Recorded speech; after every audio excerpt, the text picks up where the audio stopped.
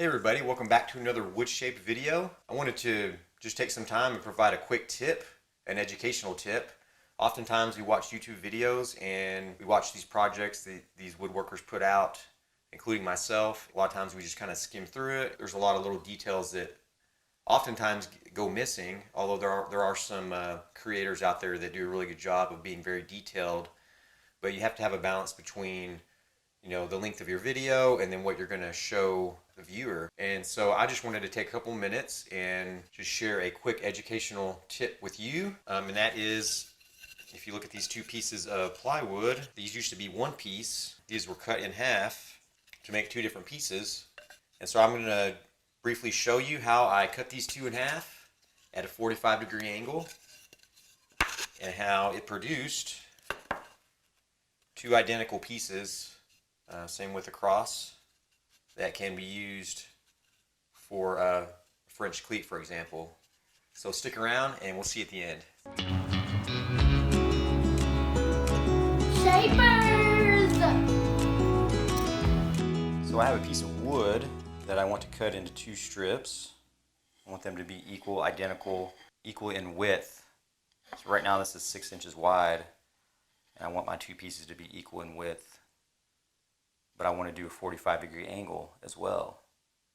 So this really, a lot of people get hung up on this, and I'm going to show you two ways you can do this. First, you can mark the center line, which I've done here, as you can see. So it's basically 3 inches.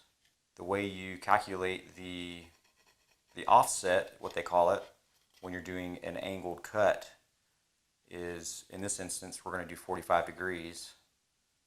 And so 45 is half of 90 degrees. The width of the piece is ½ inch. So then we'll offset by 1/4 inch. 1/2 of a ½ inch is 1/4 inch. So if I just take my measuring tape here, just land on any number here, 1/4 inch is about right. Right there's a 1/4 inch. And so depending on if I want to do the angle on the left or on the right, it doesn't really matter.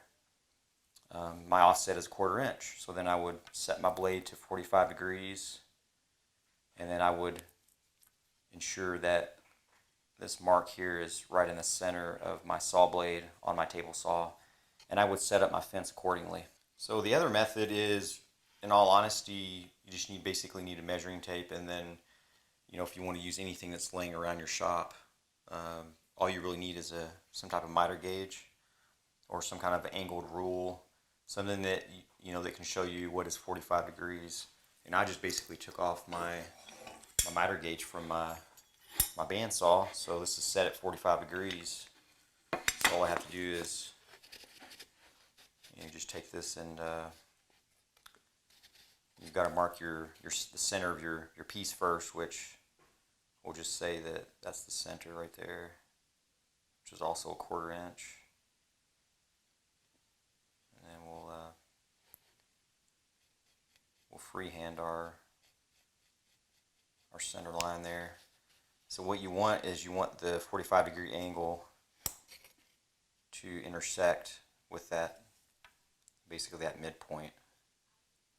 So go ahead and scribe that line. So you have your 45-degree angle, it's intersecting the midpoint of the center line and also the center of the width of the board, so 1/4 inch. And you'll see that if I switch around to the other side,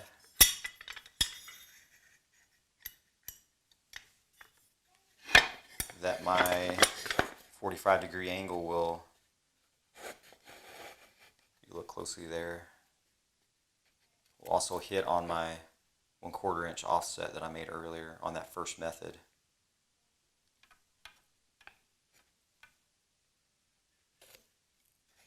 So there you have it. So now all you have to do is just line up your fence and set your saw blade angle at 45 degrees. Line up the fence where this line actually hits right in the center of the blade, and I'll give you a demo of that. Alright, let's start out by getting our blade down to 45 degrees.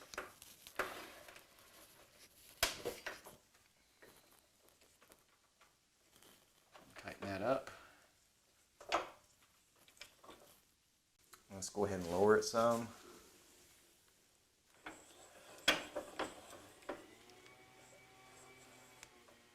Should do just fine there. Alright, so you can see that here's the blade, and I have the wood piece up against the fence, and then you can see that the blade is at a 45-degree angle, and you can see the 45-degree line is dead center, more or less, right in the center of the blade. So that's what you want when you're going to make your cut.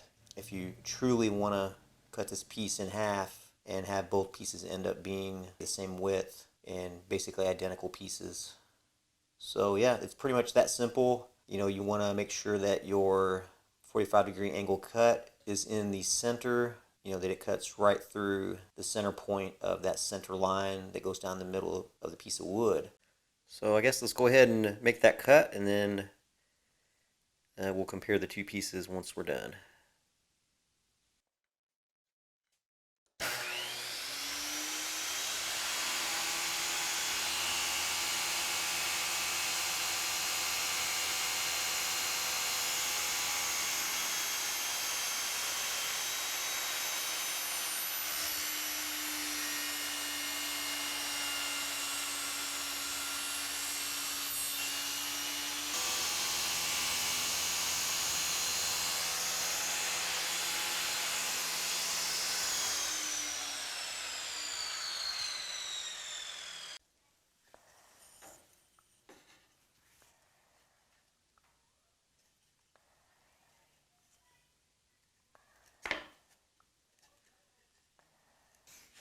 So if you look here, this was the cut we made, and you can see that the gap there is basically the width of the blade.